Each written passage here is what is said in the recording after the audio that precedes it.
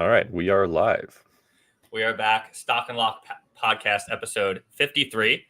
There's a lot to talk about today. Stocks are falling on earnings. The first thing we're going to kick it off with here is Netflix. But before that, a quick thank you to our very loyal viewers here. It has been over a year since we have been doing the show. If you're listening to the recording on Spotify or Apple Podcasts, these are done live. And to our surprise, we get thousands of views after the show and a little bit over 100 concurrent people rolling through. So from Daniel and myself, we just want to say thank you so much for the support. We would like to do this more often. As you know, we're very busy. And without further ado, let's just hop right into it. Anything to add there, Daniel, or should I swing us into this Netflix conversation?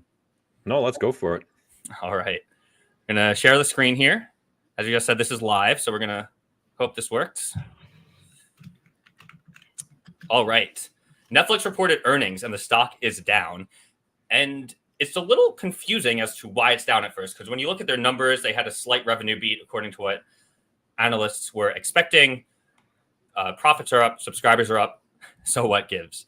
A little shout out to our friend Amit, a little bit of part of the FinBro finance space on Twitter, but I've actually talked to this guy on video chat. He's also an entrepreneur. And while some of his tweets are a little bit out there, really like this one. And I think it hit the nail on the head here as to why Netflix is down. And then I'll pass it off to you, Daniel, for your initial thoughts here. I will actually go to their report to read this instead of Amit's tweet, and I'll summarize. They are going to stop reporting subscriber numbers. They said later on that they will report subscriber thresholds that are reached, but management is telling investors that they do not think that subscriber counts are important. They think that revenue growth is more important. And as they scale as a company, the verticals that they make revenue from, which now include advertising, are growing. Daniel, I'd love to get your initial thoughts on this and reaction, because this is the word on the street as to why the stock is down is because of this segment right here.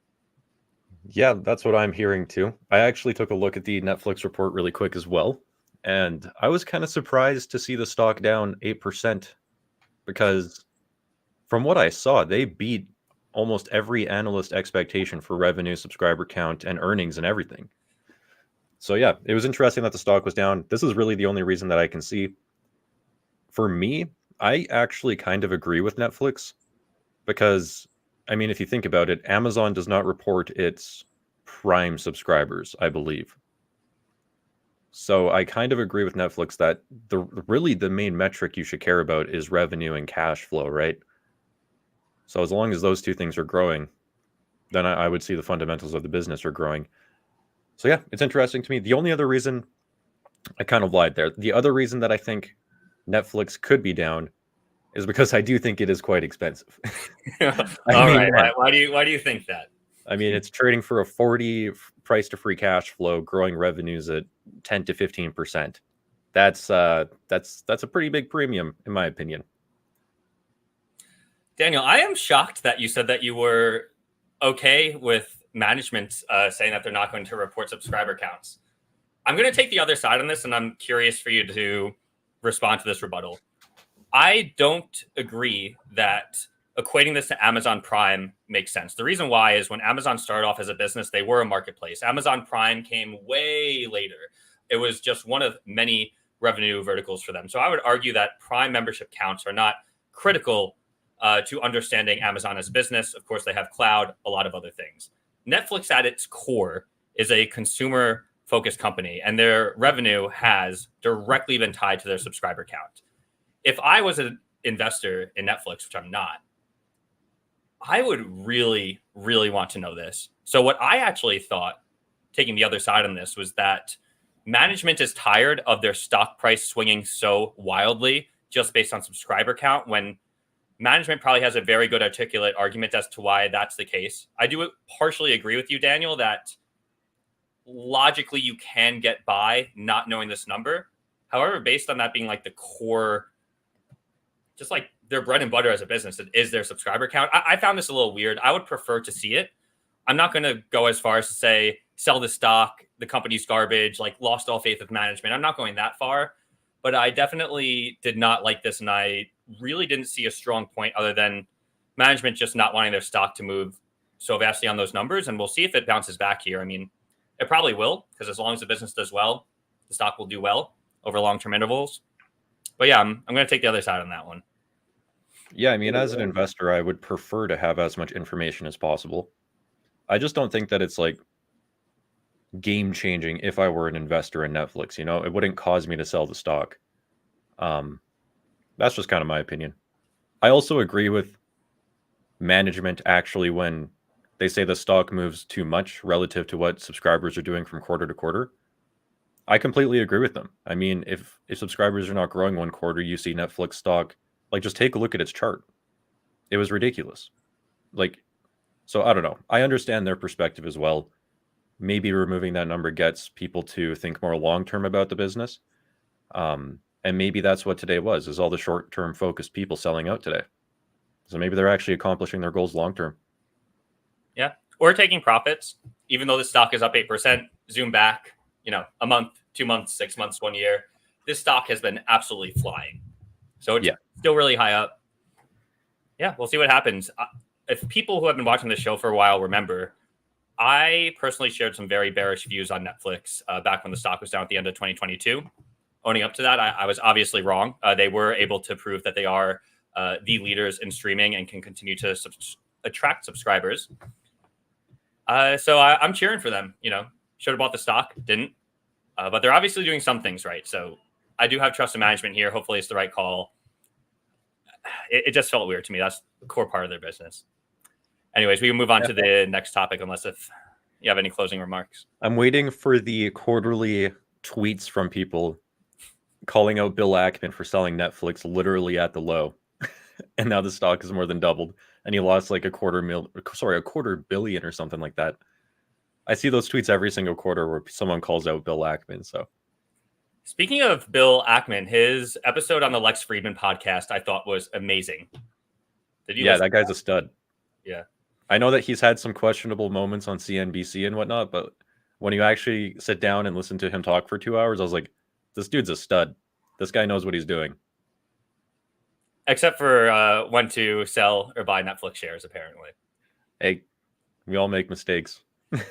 I don't remember what point he bought, but it's a great, just us quoting Buffett here. Like you can look like an idiot in the short term and a genius in the long term. That is also flipped. So Bill Ackman actually looked really smart at first. The stock kept falling after he sold. He was getting a lot of public backlash, especially people in his fund being like, what are you doing?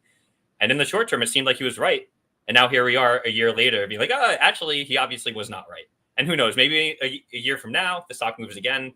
So it's just an important reminder to all the investors listening in on that, that changes everything. Yeah, that actually happened to me recently when I sold Adobe. I sold Adobe at, I think it was around 500. It was between 505 and 510. So let's say like $506. I don't remember the exact number. But I sold it, made that video on my channel letting everyone know why I sold it.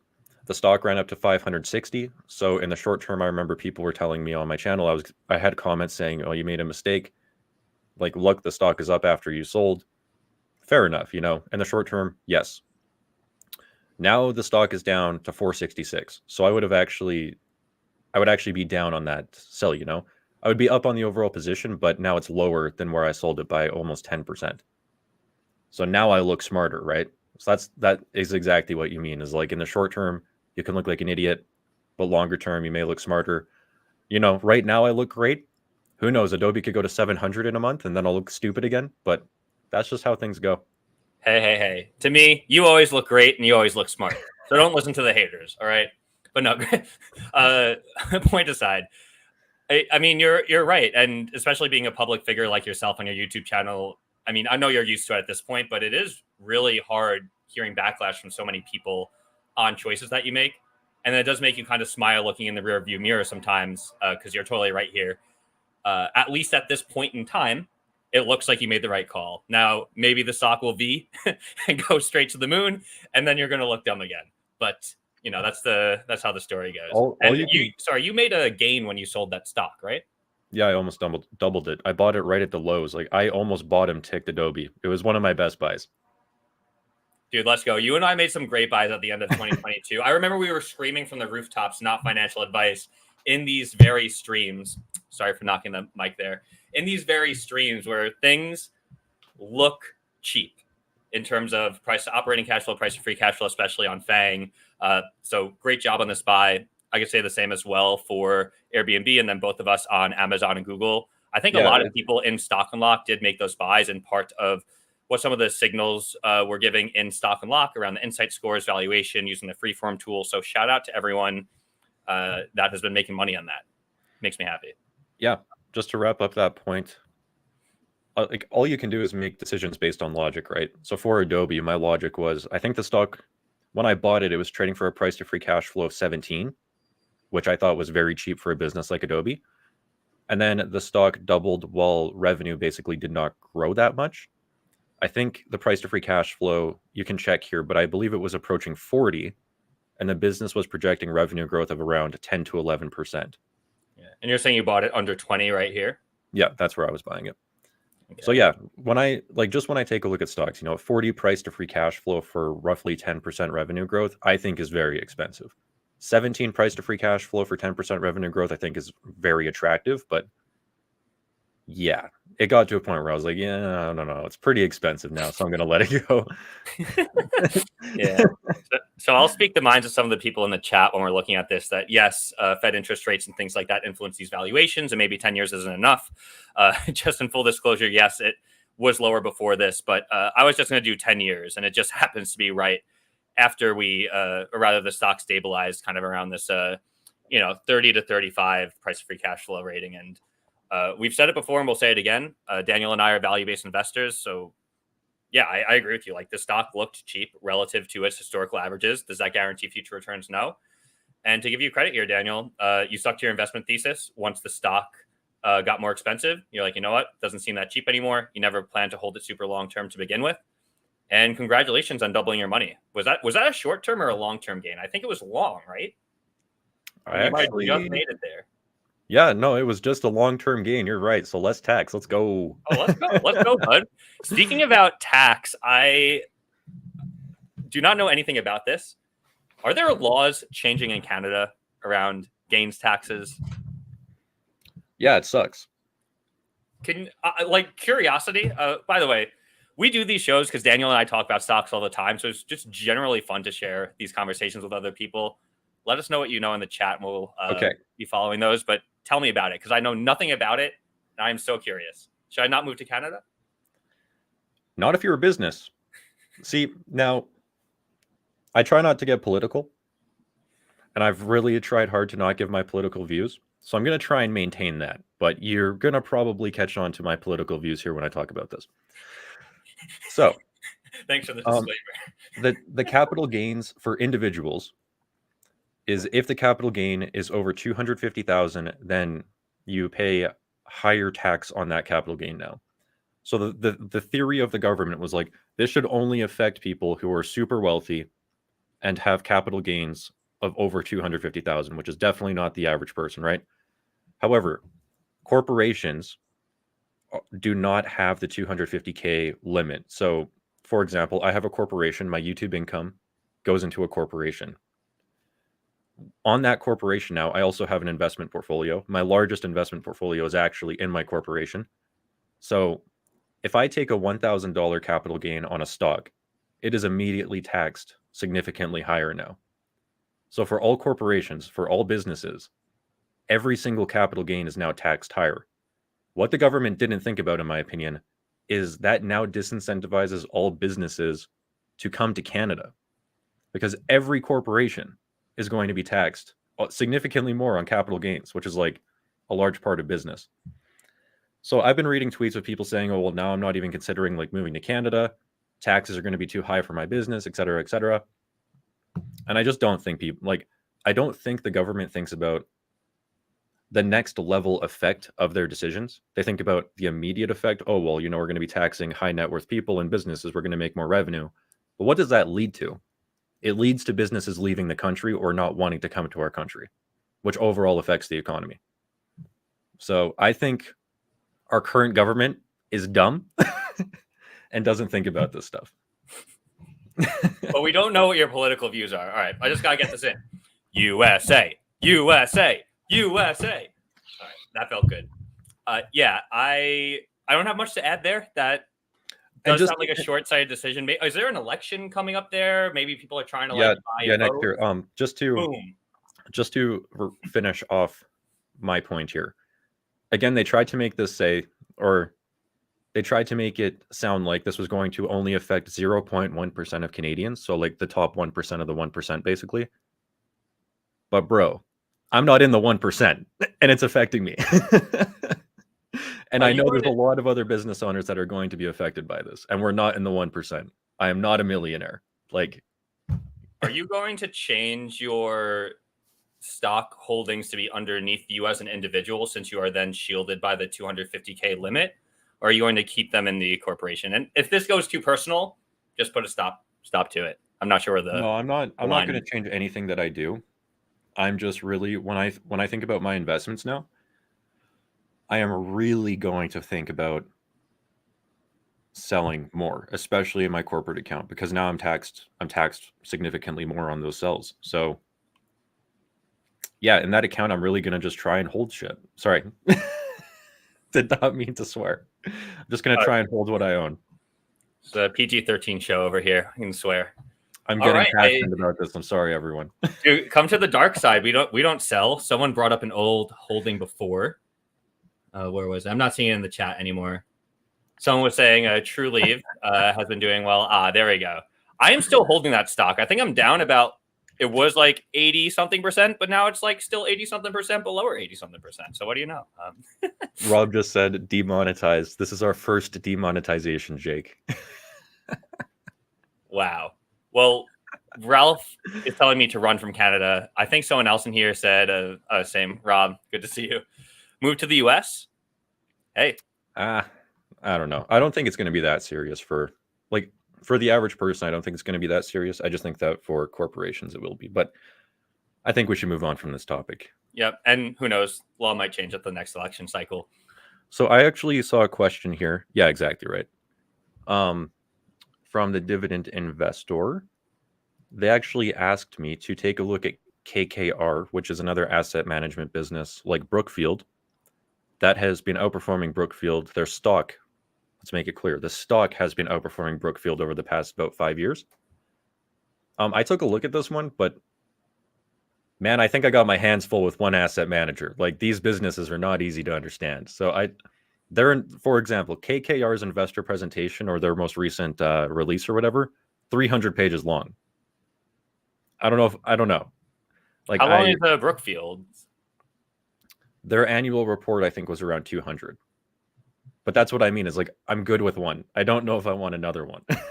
So just based on like the projections and everything I saw for KKR, they looked great. They honestly look like a very high quality asset manager. But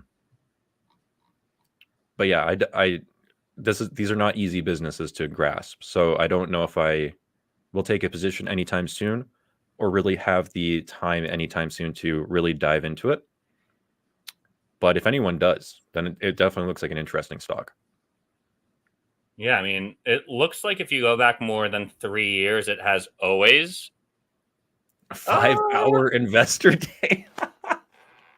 Yeah, I mean, that's like Berkshire, right? I guess so. That's like Berkshire. It's fair enough. Actually, that's not fair because the shares didn't. Okay, yeah, that's interesting. I've never heard of this company, but yeah, I'm not interested if it's super complicated. Might be a great business, but like you said, Daniel, whenever you get those corporate conglomerates and they all own like separate different entities, it affects their like financial reporting structure. Because for Brookfield, they need to like claim all the debt, but they actually like don't technically have exposure to all of it. You know, like there's just so much financial engineering. And yeah, just make sure that you know what you're getting into if you buy a stock like that, and that you have the time to do the research. There's a lot of room for financial effery, if you know what I mean, in these types of businesses. So you really got to trust the people running it. And that's why with Brookfield, the top management, senior management, has 20% ownership in the business. Like, they own 20% of the stock. That gives me confidence that if there was financial effery going on, you know, like, they would be the ones most affected by it, and they have billions of dollars of their own wealth invested in the business.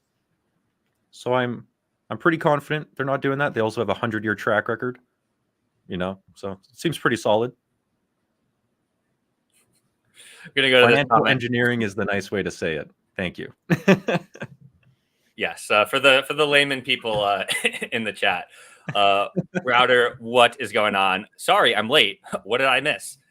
We talked about Netflix for a little bit, and we post these to Spotify, Apple Podcasts. So if you're coming in late, do not worry. The recordings are always available. And good to see you again. Yeah. All right. Daniel, make sure that you interrupt me if I start to lose control of myself here, because I want to talk. Actually, you got to say one curse. I get to say one curse. I want to talk some shit about NVIDIA right now. All right, we're evened out. That's it. that is it. Oh, NVIDIA actually is falling quite a bit. Holy. Oh, dude, finally, bud. All right. Just a really quick hot take on NVIDIA. 99% of people buying the stock have absolutely no idea what they're buying. If you think that you are a hardware expert, or if you think you know where that industry is going, or where semiconductors are going, or what is actually happening there, the amount of research it takes to create these things and where technology goes, I'm sorry, but I just don't believe that 99% of people holding this stock actually understand that. Farther, Daniel, you and I have both heard stories of people who are not investors who have gotten into the stock market recently just to buy NVIDIA and ARM. And when you ask them about it, they say, I'm here to make money. The stock only goes up. If that is not a bubble signal, I do not know what is. And I will end this mini rant with saying, look into technologies like Grok, look into what is happening with the other huge big tech companies coming out with chips. Am I saying that NVIDIA is doomed? No. Am I saying that they are a bad business? No. I think it's a great business. I think their growth is historic. I think a lot of the stock price appreciation is warranted. What I am clearly telling investors and anyone watching this is be careful. If you do not really understand hardware and where the stuff is going, you could be sitting on a fat bag with this one. I'm hearing murmurs of a lot of new chip architectures and things that are doing exactly what I said would happen 6 months ago with all these huge workloads, where we will get more efficient with not only code, running these AI and ML models to train them, including crypto and things like that, but also with the hardware stack. And there have been startups that have been in stealth mode for a very long time, incubated by other big tech companies, as well as homegrown chips inside of FANG. And there is a lot of competition coming here. When will it come? I don't know. Is it hard to scale? Yes. But that is the end of my rant. I've just been getting very frustrated watching this stock endlessly fly, and all these people who have no idea what they're talking about all of a sudden become semiconductor chip experts. Thank you for coming to my TED Talk. I can't, man. Is there anything else? Tell us how you really feel. I got it out. For people that don't know, my girlfriend got an ACL surgery on Friday, and I have been a full-time nurse, and I'm not going to air the dirty laundry here. Love her to death. She's my number one priority. Definitely have been pushing my limit in terms of stress. We had a bad bug this week in the business, so I think there was a little bit of pent up emotions in there, and I have to say I feel a little better. That's good. That's good. But yeah, I recently did a video on Andy Jassy's letter to shareholders, the CEO of Amazon, and he was describing how Amazon is planning to leverage AI and everything. And I believe in that letter, Amazon said that they are building their own chips now, or trying to build their own chips at a cheaper cost than NVIDIA. And Meta's doing the same thing. Google's doing the same thing. Apple, Microsoft, they're all doing the same thing. And they're all the largest customers of NVIDIA. And you just have to think about it. If you're, let's say, Meta, and I believe Meta spent over $10 billion on chips last year. That's by far the company's number one largest expense. NVIDIA is making a fat margin on that. So if you're Meta, would you not be thinking, could we just make this ourselves and save tens of billions of dollars over the next decade? Your margin is my opportunity. Exactly. So it's like there was a shortage. People really wanted these chips right now. So NVIDIA made a fat profit on it. But long term, I'm like, is that actually sustainable? I don't know. And that's the whole reason I avoided it. And yes, I missed out. I look like an idiot. In my book, I wrote how NVIDIA was expensive at around $200 a share. 1 year later, it's at $1,000. So, I missed it pretty bad. Oh, and to be like very honest here, let's make fun of ourselves a bit because we're wrong a lot. We were talking so much smack about NVIDIA when it even like doubled. It was at $300 or $400 a share. Yeah. We have been saying the stock's expensive for a while. So what the hell do we know? Obviously not that much. Come to your own conclusion. I'm going to share a story. I'm not going to name names, but I know someone in my personal life who bought NVIDIA at $5 back in like 2015. And I believe they got a tax return from the government one year, which is incredible. Well done. They got a tax return from the government and then put all that money into NVIDIA. And I think they still have some of it, but they were trimming along the way. And I think they made over $1 million. They told me that if they still held every share, they would have like 2.5 million right now. But he sold along the way. But like that, oh, the point of that story. I was out with him probably a month ago, and just like talking about NVIDIA and everything, and he told me he doesn't care about financials. He doesn't care about cash flows, revenues. All he cares about is just like, do they have cool tech? And that's basically it. So, I mean, it worked out for him, but we'll see. Yeah, and I won't go to the extent, and you didn't say this either, that is the wrong way to invest. Where I actually always start off is I don't look at financials at all on purpose. I understand the business. I'm like, can I understand this manufacturing process, what they're selling? Can I wrap my head around this? Can I explain it to a 5-year-old? Okay, cool. Yep. Do they have a moat? Like, how's their management? Financials are usually some of the last things I look at, maybe minus the stock unlock insight score, because why would I look into the business if I see, some really huge red flags I know I would not be able to get around? But Yep. no, I think that there's a lot of truth to that. And I think some people, even like in our Discord, almost look at financial. It's not that they look at financials too much. It's that it is too much of an index as to like why they're buying or selling a stock, where that is a very important part of the picture. But in my opinion, for my investing, I find it very hard to buy a stock and just not really have a deep understanding as to like what their product is, management mode. Yep, I agree. Yeah, no, I agree. So it's like both things. And in my specific story, it was just the guy does not pay any attention to financials or price or anything. And again, it's worked out for him. I mean, literally made about $1 million off NVIDIA. Like, that is pretty crazy. They bought it in 2015 and just held. Like, no, that's great. There's a lot of stories like that with Tesla, right? And I mean, I think we all live here for the 10 baggers, 100 baggers, right? I mean, hats off. Made yeah, the right call I there. think they made like it was a 200 bagger at one point, like just ridiculous. Yeah. Fair enough. I found that a lot of the stocks too that do that is like they're not really cheap when you buy them, right? Like if you look at the free cash flow yield or something, Amazon is a really great example of this. They always looked expensive on a value basis, but the people who made a lot of that money on that stock weren't looking at today. They were looking, 3-5 years out, seeing the landscape and like taking a calculated bet where it's like, okay, not only is this company great, but the market that they're growing into, the internet marketplace, is going to also grow like this. So if they have a big chunk of that growing marketplace, in theory, the valuation, the amount of revenue they make will just swell, and it happens sometimes. And sometimes it doesn't happen, and you lose it. Yeah. Yeah, there's a lot of arguments around price.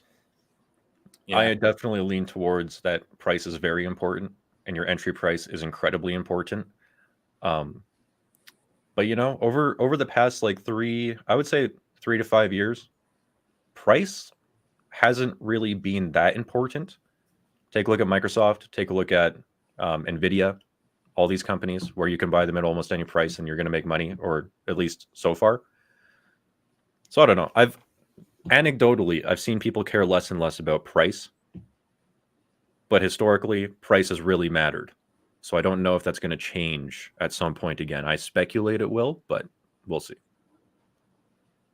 Fair enough. I agree. See any comments here in the chat? I also did start buying a new stock, which I am happy to share. Yeah, you're a boomer now. A question or two. Friggin' boomer over here. Why am I a boomer? Buying oil stocks. It's not an oil stock. What? I thought it was. No, it's a coal stock. It's even worse. It's even oh my goodness, more politically incorrect for the environmentalists in here. All right, let's go. What is it?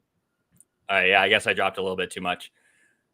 I'm going to go through a very short story of how I found this stock. I did not prepare any long investment thesis. I'm not going to walk through all the research I did. I'm going to hit some high-level points, and I'm happy to answer some questions about this. You can also ask questions like, why would you invest in a coal company? Happy to answer those as well. So let's hop into it. If David is in the chat, if he's watching this, He's going to be very excited. He's about to get a shout out. So let's go back to April 2nd, 2024 at 3:40 p.m. EST in the Stock and Lock Discord. David comes in. He's like, what's up, guys? There's a company that Monish Pabrai owns, and he shared some research on it. I'm not going to go through that whole thing here. I'm very happy to share this with you as well. This was just shared for free. This is not financial advice. It's not investing advice. This is entertainment research by other investing stock nerds. And when I started looking at this business, I'm like, okay, it looks interesting. The valuation of this business, Daniel, is incredibly cheap, almost concerningly cheap. Look at this free cash flow yield right here. Yeah, it's ridiculous. 27.75%. So, and also the insight score. This is a very, very high insight score. So my interest was piqued. I actually did not plan on buying this because I looked at myself in the mirror. I was like, you don't buy coal stocks, dude. Like, who are you? Like, what do you know about the coal industry? So, I started looking into it, read his research report, start looking at the investor relations page. And the more I looked at this stock, the more interesting it seemed to me. I actually did start a very small position, but pretty much what this business is doing is they are incentivized internally by free cash flow per share growth. I'm not going to run through all of their insight scores, but they do pretty well. They don't do a lot of stock-based compensation. They're highly profitable. In my opinion, this business does have a moat. They own a port in Baltimore. Their head mining facility is, I think it's like 16 or 20 miles off of Philadelphia, and they sell coal. They're actually sold out for the next year or two. They have a lot of revenue diversification internationally as to where they sell this. It's very hard for other companies to buy and own a port. It is a barrier of entry to even create a coal mining plant in the U.S. at this point. And I was just very intrigued. The management has started buying back lots of shares recently. So I do want to ignore a little bit of a jump here and just kind of look at how they've been performing more recently. They have started to buy back stocks. They did pay a dividend at one point, but based on the valuation of their stock right now, they do think that returning cash to shareholders through buybacks is actually the best. So you'll see a few dividends here. They are not planning on continuing those. And what I view this business as is I don't think this is a 10-bagger. I don't think the stock's going to make me rich. I think, in my opinion, not financial advice, it is priced very well. The management is good. They have a moat. Their coal is sold out all through the rest of 2024, and half of their supplies for 2025 are already sold. One of their biggest customers is out in India. They have a couple different types of coal that they sell too. I cannot say what they're named because they're very long meshes of consonants that always trigger my dyslexia. But it's a type of coal that is used in the production of steel, which is very high in carbon. I learned a lot about it. And yeah, Daniel, I'm actually pulling a U move here just to round this all up. I think it is a well-run business that is trading at an attractive price where I feel my cash is safe. And I am actually considering moving my NSA shares, which is a REIT, into this stock. Not because I have turned super bearish on NSA or anything, but I just think that this business is set to do better in the next couple of years, especially since I was anticipating the Fed potentially lowering rates, and it does not seem like they are. So that's really it. Yeah, it definitely looks very cheap. I agree with the management. I mean, if you got a 27% free cash flow yield, then buying back your shares, you essentially get a 27% return, which is ridiculous. So I'd be buying back as much as I possibly could. Absolutely. Yeah, that's what they're doing. So what I expect is their free cash flow and growth is probably not going to go so much higher, right? Like they're not creating new mines. They're not finding big new ore deposits, but it is very, sorry, how do I word this? Because of how the industry works with how they use their mines, I probably sound like such an idiot because I don't know the words for the construction, like working things they do, but they are able to look into the ground, look at the richness of the ore, project how much they're going to be mining out of that. They are pre-selling it and have a lot of existing customers, run rate. They have their own port, so they're not paying for that. And I expect them to continue to buy back shares. And I also expect the free cash flow per share to go up, even though the literal free cash flow likely will not move that much. And it also is slightly dependent on the price of coal, which also moves around as a commodity. That is one risk here. And yeah, I just liked what I saw. The valuation seems ridiculous. I tried to find as many bear arguments as I could. There was the boat crash into the bridge in Baltimore that actually jammed up one of their shipping channels. They put a statement out to investors right away that I thought was very well written. And within about a week or so, they figured out a workaround to it. And it's not going to seem to have a very adverse impact on their business long term. So, yeah, it definitely looks interesting. Yeah. I don't have the chart on me, but I was also seeing a chart where coal demand is actually still going up as well because emerging economies use coal since it's so cheap. So I don't know. There's like this in North America, at least, there seems to be like a coal is bad, coal sucks. But then when you actually look at the data, it's like global coal consumption is still uptrending, at least from my memory. Yep. It's the same thing with oil, too. And I think a lot of these go green initiatives are good. So we'll try to not make that political. But yeah, exactly. I agree. The reality of the situation is, to oversimplify it, there are a lot of manufacturing processes and products that need coal, that need oil. And that is just not going away. So sure, like maybe we shouldn't be springing up coal plants everywhere. But like you said, emerging markets don't give a crap. India is one of their biggest customers. China's churning out coal factories. And I think it's fine for U.S. companies to get involved in that as long as it's safe and following regulations. I agree with you, Daniel. It seems wrong and thwarting business to stop this. I know that's where it gets a little bit political, but in my own views, I fully support this. Yeah, that's super interesting. I would love to hear what happened with NSA or what your thoughts are with NSA. It's interesting. There's thousands of stocks out there, right? So rewinding back, we actually put a Stock Unlock newsletter out on NSA, National Storage Affiliates. This is a REIT. For anyone that's not familiar, they are a REIT that focuses on public storage units. I've held this stock for a little bit over a year, been collecting good dividends on it. It's been pretty flat for me, but I'm actually up. I think it's maybe around like 10-ish% if you include the dividends payments. The issue with the company is they've grown very well. They have been very good at rewarding shareholders. However, they do operate on taking on debt, which is very normal for REITs. So they leverage debt, they leverage their balance sheet, their assets, and they use that debt to go out, buy new properties. And in theory, they are able to make more money and generate more cash flow than the debt they're taking out, including the interest payments, which you can then scale out if it's managed well. They are a bit stagnant. Rates went up so high so fast, and it really caused the stock to dip. I bought it in that dip. It does not seem like rates are changing, and their operating cash flow is being eaten up a bit by net interest expense, which I don't love.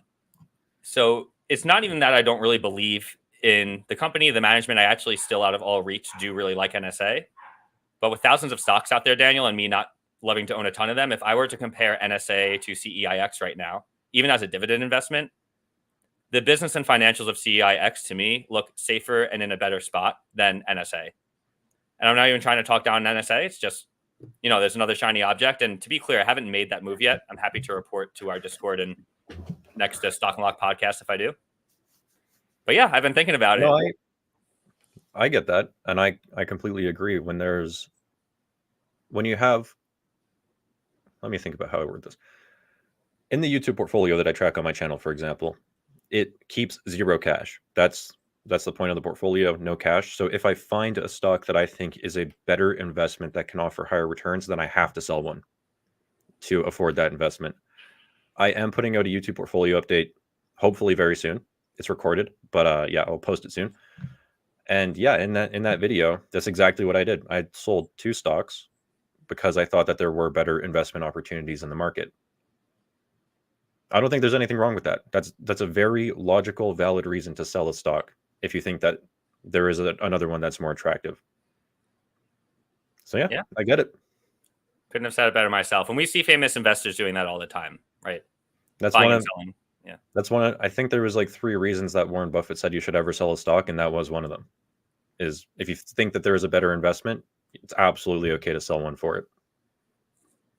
Yeah. I do it all the time. So yeah. I'm not sure if you want to take this comment down here because this stock has been talked about a lot in our Discord. If we don't want to take this, I do recommend people hop in there. It's free, so I'll drop the link because we have had a lot of people in there talking about Melly. I believe that this is the Argentina or Latin America Amazon. Yeah, I have not purchased this stock. It definitely does look interesting, but no, I have not bought that one. Yeah. Think it's worth like doing a screen share running through it, or different stock? No, I made a pretty in-depth analysis recently on this one, so I'd recommend watching that instead. Okay, cool. Better. Yeah, head to Daniel's YouTube channel. Yeah, I go through like all the investor slides and everything. So if you want to learn more about that one, I would go check out that video. Awesome. Yeah. For everyone watching live, thank you. Drop a comment. Let us know what you want us to talk about. If you want us to analyze a stock, we might just analyze it. Sometimes we get too many. I do see a stock and lock comment here, so I'll take that while people are leaving their opinions. Some streams ago, you talked about listing more ETFs and having stock unlock, showing the percent of each company in the ETF for portfolio calculation. Can you add this calculation for leveraged ETFs? If our data provider provides the holdings breakdown for leveraged ETFs, we can. I'm not sure how leveraged ETFs work in terms of how exactly they're holding shares, or if it's more calls puts. So if it's more on the option side, I'm not sure if we actually get that data breakdown.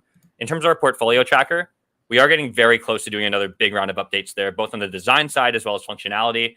It's been a great run with our first release over the last year. We've gotten a lot of great feedback, thousands of portfolios on there, and it is ready to evolve it. So you can expect a lot of amazing changes. We've also scaled the engineering team here at Stock Unlock, which is the business we are running, as many of you know. And we are finally moving and grooving, got a team built up. And as we're able to sell more subscriptions, which we're always trying to do, we're going to reinvest all that cash back into the business. So tell a friend to tell a friend about Stock Unlock. And yes, we have a lot of great updates coming for you. Yes, sir. Okay. Jake, do you invest in any private companies that are not in the stock market? I actually do have one private company investment. And one of my best investments ever, which people would argue with me is an investment or not, is actually a business I worked at for 4.5 years and actually sold a lot of mutual funds that I own to like buy and exercise my employee stock options. That is now a public stock called Oscar Health.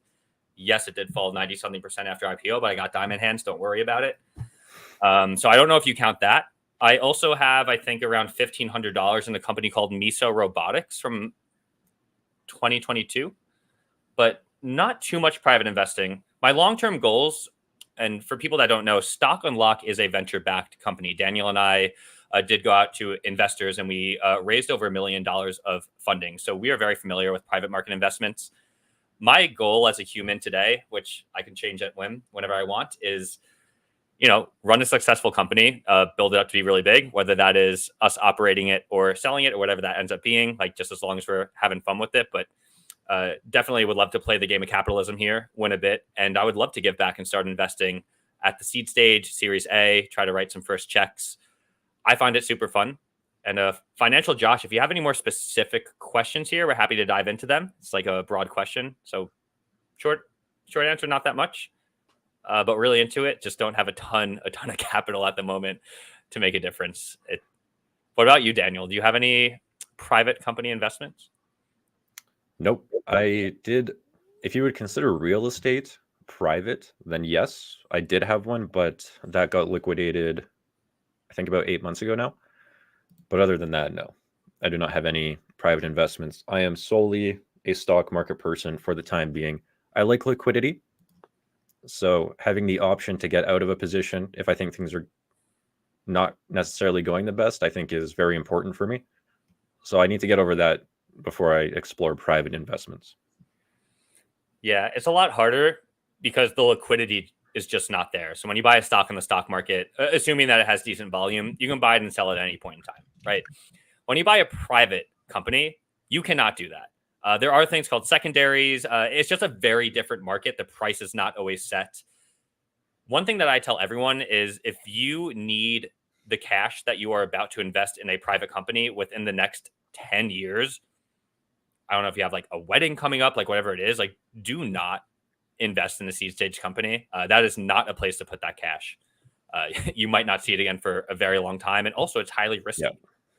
Just statistically speaking, Stock Unlock has already beaten off almost all companies that have ever started, and that we are alive. We have customers. We are growing. The business is well capitalized. Like we're default alive, which is great. Most companies fail. So when you're an angel investor, even if you're going to later rounds and through a venture firm arm or through an LP agreement or something like that, you have to know that it's a power law. If you're not investing in at least like 20, 30, I think some people say the sweet spot is 40, it's up for debate, companies at the very early stages, there's a very high chance of you losing all your money because you are looking at half of them going to zero, the other quarter, maybe not zero, but not returning any money, and maybe just the top 1, 2, or 3 returning the entire fund. It's just a very different mindset. You're not getting 10K, 10Q reports to the SEC. You're not seeing their financials all the time. They just have a investor email that goes out depending at what stage the company's at. It is a whole new ballpark. It seems super cool, but don't have great access to that right now. We're on the other side of the curtain there right now, Daniel. We're trying to peep through, but yeah, it's funny because in venture capital, it seems like the winning move is the Peter Lynch mindset, where you just want to have like 100 companies in your portfolio, and one of them hopefully becomes Airbnb, and you make 10,000x return, and it makes up for every single loss you've ever had. That seems to be the playbook of venture capital. So yeah, I agree. Investing in one business, VC, is incredibly risky. Do you think it's worth mentioning Blossom at all here as like a positive note? I feel like that would have to come from you. Like, what do you want to know? Sure, I'll lead it off. Blossom is a company in Canada that runs a investing platform. It's a little bit more social. Daniel and I actually both know the founder very well, and they actually went out and did a crowdfund raise literally within the past week or two. I'm not sure if that's why this is coming up. I don't believe Daniel or I invested in that, no. But that was a crowdfunding opportunity that came up recently. Maybe that's why this question is being asked, because we did get asked that in our Discord a little bit. Daniel, I know that you've have at least some relationship with the company, so I just didn't know if you wanted to give it a plug or not. If not, I'll take the next comment. I mean, I love those guys. I've met them in person. I've been to the Blossom event in Toronto. They're great guys. Max, right? Max, and Brandon is now officially a co-founder too. He's a late co-founder, but yeah, no, I love those two guys. I think they're great. But in terms of venture capital investing, because I was asked to invest in the business, it's just not my strategy. And as I said earlier, I don't like the lack of liquidity if I want to get out of that position. And my mindset right now is like every dollar I have, I do need, because I'm trying to grow my wealth and become, my goal is to become a multimillionaire one day. And so, yeah, I can't sacrifice any dollar right now, essentially. I want it all invested in things I really believe in that are liquid in the stock market.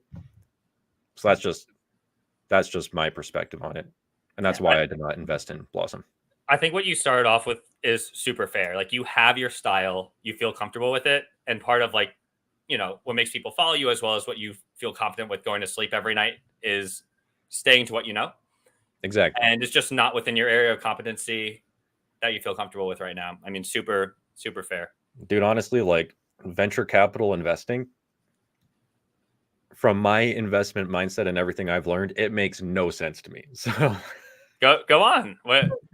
I think it makes a ton of sense. It's like what drives capitalism at like the earliest grassroots. You got people like taking big bets, like looking to make like an asymmetric return. Yeah. Okay. Well, the way that I would word it then is I think it's mostly gambling, honestly. Like for Blossom, for example, like I love those guys, whatever. I actually do use the platform once in a while as well. It's just they were raising at a $17 million valuation on $700,000 of revenue. That's like 24 times sales. And like, when you think about the percent return you're going to get from a business, it's when you're buying it at 24 times sales and it's unprofitable. Like there's no PE, there's no price to free cash flow. There's no, I'm going to get a percent yield on this investment. It's really just like, I'm just hoping they make money one day and somehow can return that to me. Maybe it gets sold in 10 years at a price that's higher than 17 million and I can make a return. Or maybe they pay a dividend and maybe they have $200,000 in cash flow in 5 years and then pay a dividend and then I'm getting 1% dividends and stuff like that. So it's like when I try to think about how is my cash actually going to be a return to me, it seems like such a moonshot that I'm like, it's not my style. I don't get it. Yeah, not to get like too caught up on words here. I think like moonshot, like I kind of vibe with that one. When I hear gambling, I think of, like going to Vegas or something. Yeah, I would view it as like calculated bets. You could also take the other side of this and say, there were people that got in on a 4 million round in Uber. right? So Airbnb also Yeah, started but off as a this is the company. survivorship bias. How many Airbnbs are there? How many Ubers? How many Coinbases versus how many failed startups are there? It's like 1 in 100,000, maybe. But I Like, could say, yeah, when I was pitching, I led the fundraising for Stock Unlock. So when I was pitching that, I got denied probably like 80-90% of the time. It was a no in terms of like my hit rate for getting a successful investment. But from my experience there, it's sure if you define gambling as it's like you're not sure if you're going to get a return, like fine. If there's a spectrum of gambling, like I get that. Then we also have to put the stock market on there too.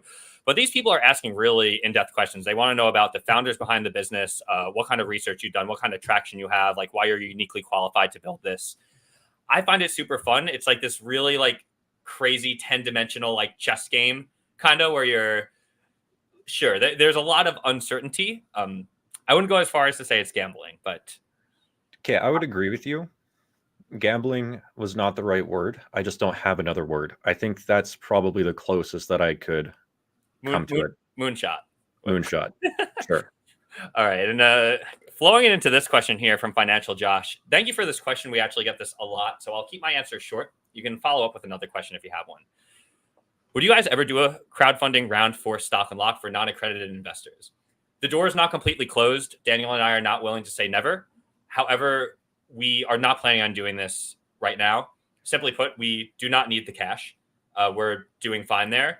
Yep. And we do really like the idea of giving customers and everyone like that a piece in the business. That being said, there's also a lot of responsibility and overhead that comes in from taking money from a certain number of investors. We already have around, we'll call it like 10-ish investors. And as it was described to us by our partners at Y Combinator, who give us really great mentorship and advice here, there are some negatives that come through with crowdfunding. So I'm not directing this at the people in the chat, but in general, when you let a couple hundred people come in, you're going to deal with pretty annoying people sometimes that really don't understand what investing is, and it ends up eating it out a lot of your time. I'll be right back, quick, Jake. All right, Daniel. See you in a bit. So yeah, let us know if you got another question there. Okay. What is your opinion on Bogglehead's life investment leverage? I'm not sure what this means, Eraldito, so let us know. Okay, thoughts on CSIQ? I'll take this one. And Patrick, great to see you. I saw you had a comment before about the bug that you hit this week, so thank you for working with us through that. Let's go look at CSIQ because Daniel did talk about this business a lot. Daniel and I actually both briefly owned shares in CSIQ. It is a solar panel company based in China, I believe. And I'll just briefly share why we think that the stock's going down and what's going on there. And it has a lot to do with their financial reporting.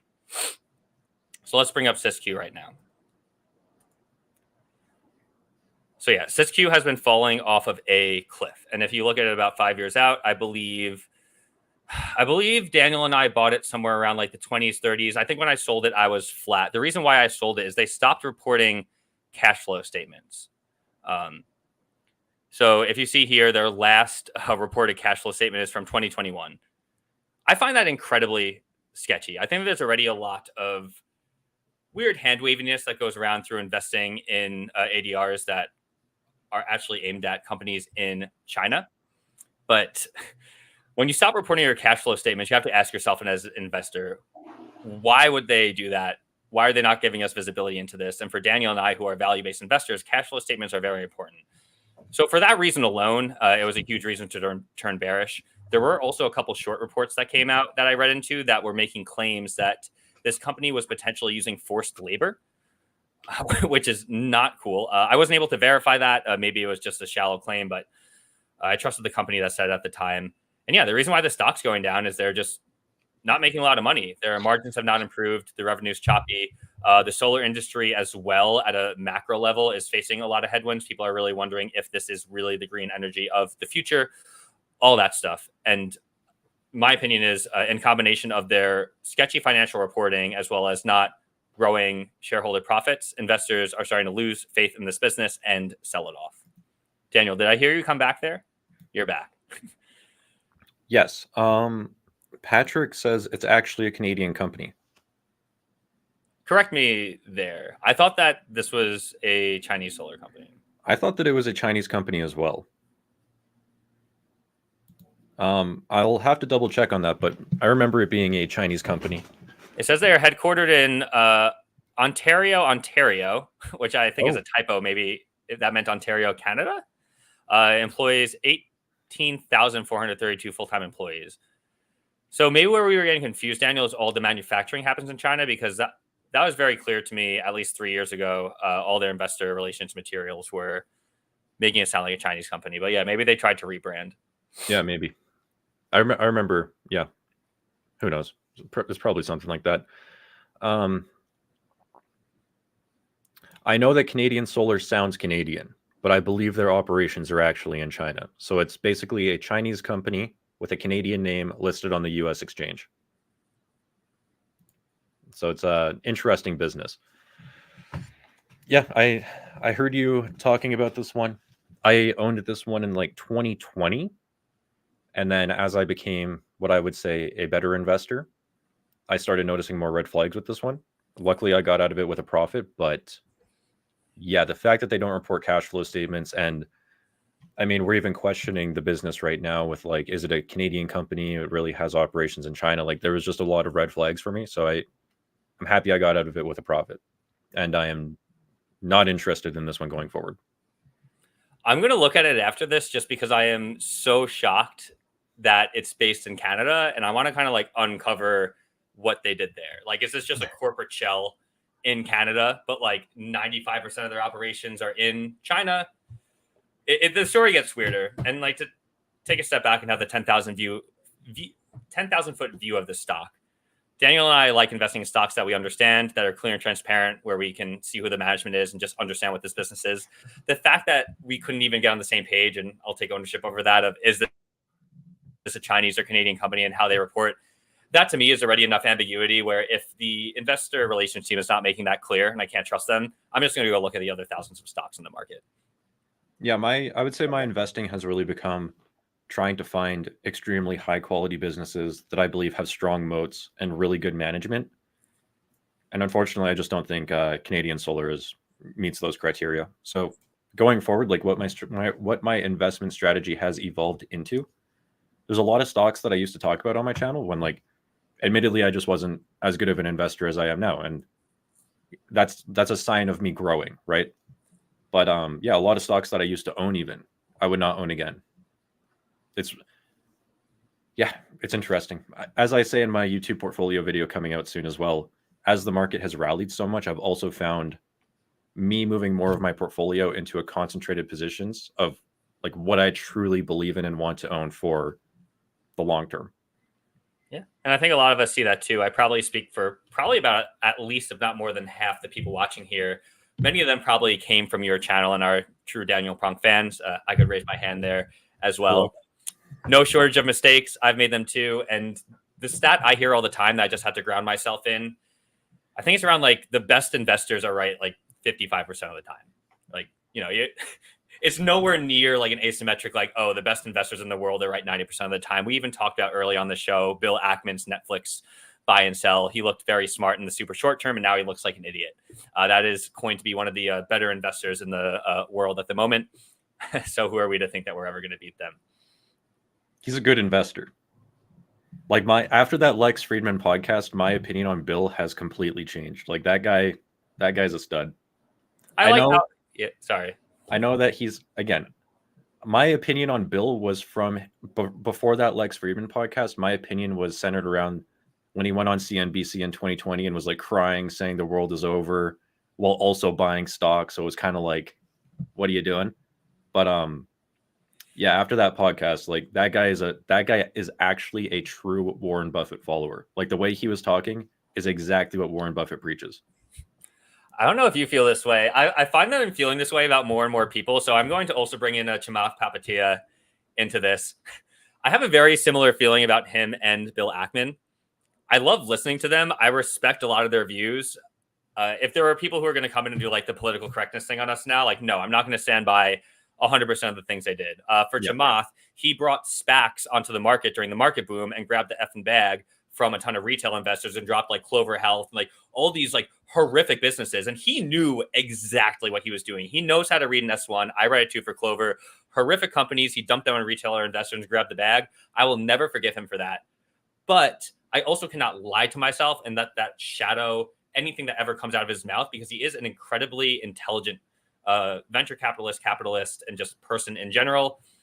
So yeah, my main point here is like lots of people out there where sure you could pinpoint, even Elon Musk, like there's been dozens of things they've done that I would not stand by, right? I think that we could say the same thing towards ourselves. Like no one's a perfect person. Like we've all made mistakes, but yeah, I think it's good to take a step back and say, look, even though people aren't perfect, like someone like Bill Ackman, great example. I listened to that podcast and the amount of respect I had for him went up a lot.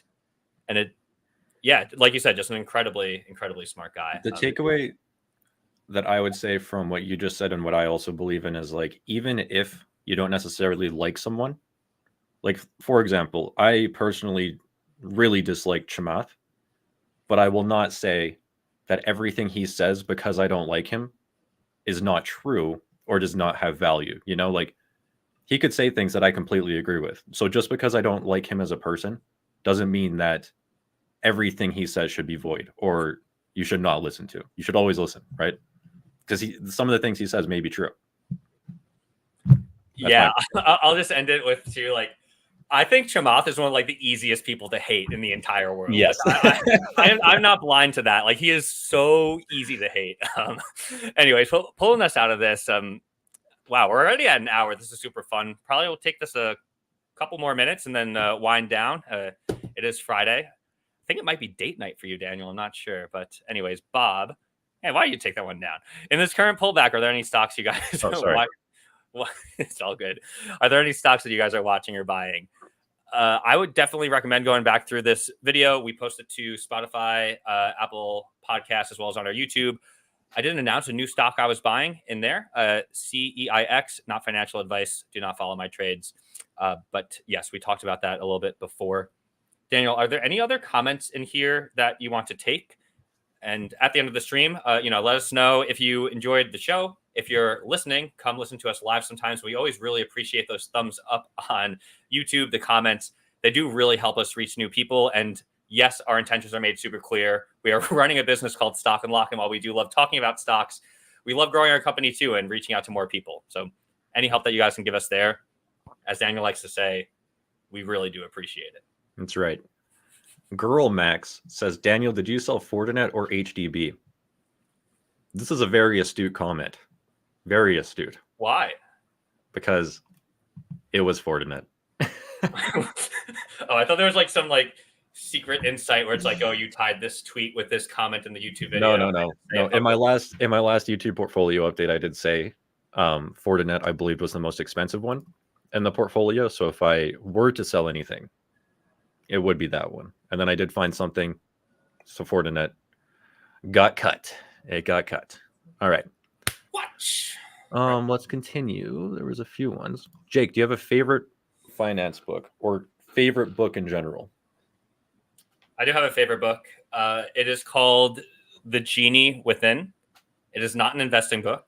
It is a book about exploring the subconscious mind, kind of from a like intro manual type perspective. It has really helped me kind of understand how the human brain works, as well as be a better entrepreneur, friend, boyfriend. You know, we're all stuck with these monkey brains and no one ever really like tells us how to use them. And while I'm not willing to say that book is the holy grail or gives you the answers to everything in life, I get a lot of insight out of reading like Alan Watts, philosophy books like that. So I wanted to give an interesting, I'll put the title in the chat for people to see, but just wanted to give an interesting recommendation there because we all got like a good investing book. Great time to plug your own book too, Daniel. I wasn't going to, but Wouter actually said Dude, Daniel's book. Come on, man. You are a little bit too modest. You should stand up right now, puff your chest, because this man right here, he wrote a damn book. Selling copies. People are loving it. Feel proud of yourself. It is pretty cool. Definitely a life goal achieved. So yeah. My favorite books, obviously The Intelligent Investor, although it's not easy to read. I definitely would not recommend it for a beginner investor. The Law of Success, I think overall would be my favorite book.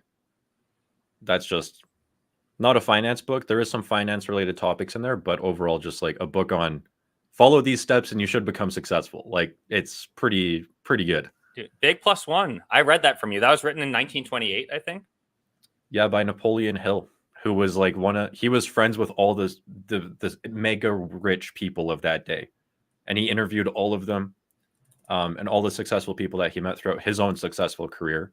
And he broke down what it takes to become successful into 15 different key steps, basically. And every single person that was mega successful followed these 15 steps. And I followed them in my own life and it works. So it's a great book. I have to correct us before. It was actually 1925, according to a Google search result, if we're going to trust that.